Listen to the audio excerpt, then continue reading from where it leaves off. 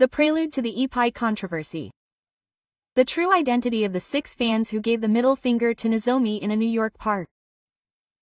A thorough explanation of the deep darkness of K-pop fandom and the real reason why fans attack anyone other than their favorites.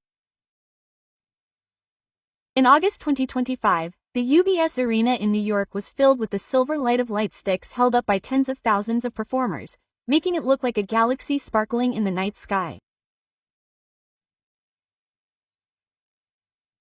There was an undeniable bond of love and trust between the 7 young people who showed perfect synchronization on stage during the first part of Enhypen's Walk the Line tour, which has excited the world, and the fans who completed the performance with the utmost speed. It was a beautiful sight of unity that we are proud of. However, the stronger that shining light is, the darker the shadow that falls behind it.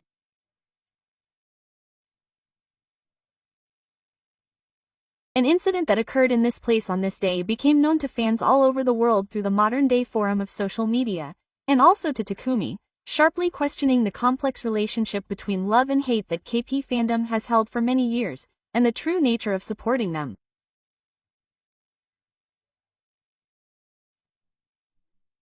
It all started with a photo taken and posted at a concert venue.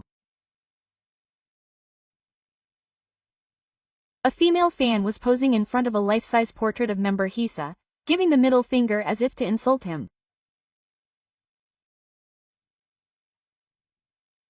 Her actions didn't stop there, and on her own Instagram account, she made no attempt to hide her negative feelings towards Hisa.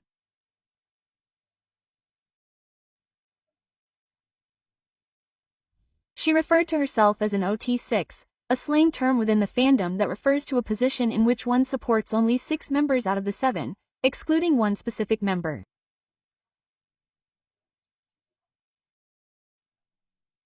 In this case, the target of her hatred was only Hisa.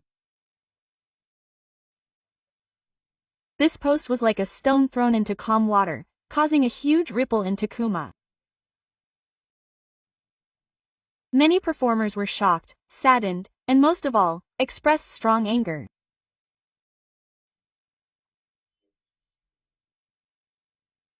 The hashtag #unreport line was born out of nowhere, and calls were made to report her account to the forum and block her in an organized manner.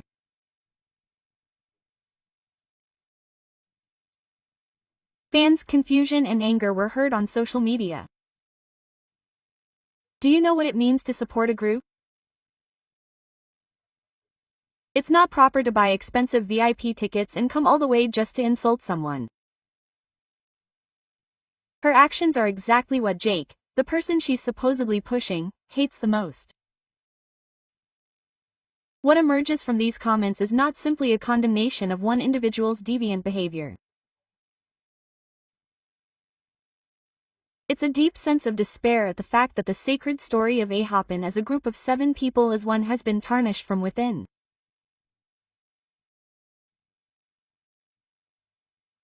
For fans, excluding one member is tantamount to denying the group's identity as a whole, and it is seen as a betrayal of the community they have cherished and nurtured.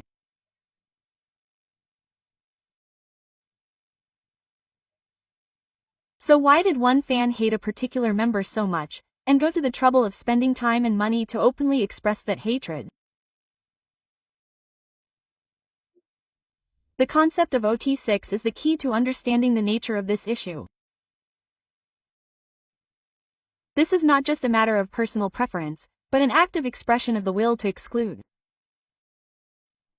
The roots of this distorted image of love do not lie solely in individual psychology. We cannot ignore the possibility that its purpose is inherent in the very structure of the K-pop industry that we love. The K-pop industry skillfully develops strategies to highlight each member's individuality while maximizing the group's appeal. Camera footage focusing on individuals, solo activities with the group's members, and clearly defined characterizations.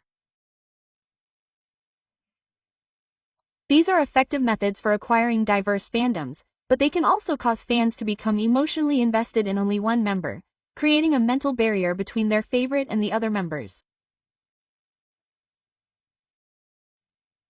Furthermore, memories of the survival audition program Island, which gave birth to Enhypen, cannot be ignored when considering this issue. On that program, candidates competed as both friends and rivals toward the single goal of debut.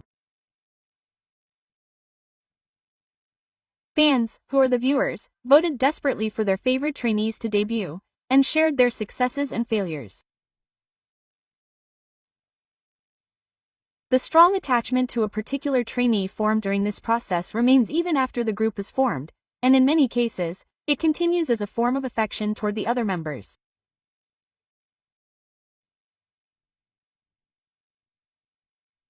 Fans may unconsciously carry the competitive structure from before debut, comparing and sometimes putting down other members in order to prove that their favorite is the best, in order to justify their choices.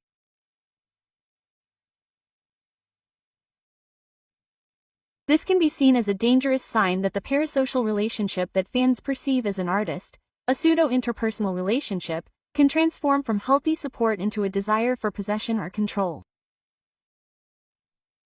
Another important point highlighted by this incident is the inherent self-referential futility of anti-fan activities. One fan's calm observation brought this issue to light. After all, she is also putting money into the pockets of the essentials. Who is really winning? This shows how contradictory this type of behavior is.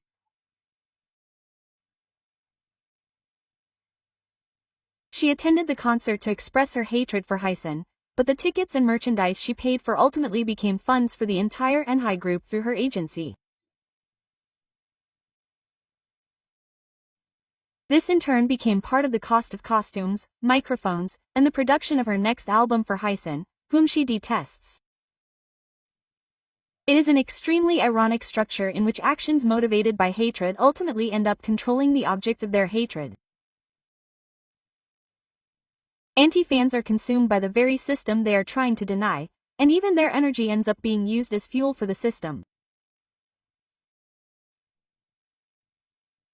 This fact clearly shows how fruitless and self-satisfying attacks on specific members are. But this issue cannot be resolved by condemning the one fan who took action. We also need to look at the community's response. As anger towards her escalated, extreme comments were made suggesting real-world violence, such as pulling her hair and punching her open if they found her, so that she would suffer the same fate. Of course, this is never acceptable. However, the fact that such voices were raised shows that so many fans are deeply hurt and feel that a place they love has been damaged. There is a risk that expressions of anger online will jump the digital world and lead to physical retaliation. This suggests the danger that the community known as fandom can sometimes become a mob with uncontrollable passion. We have a responsibility to break this negative cycle of hatred against hatred. In addition to condemning deviant individuals, we must also look at the very environment that creates such deviance and the atmosphere in the community that fosters extreme reactions.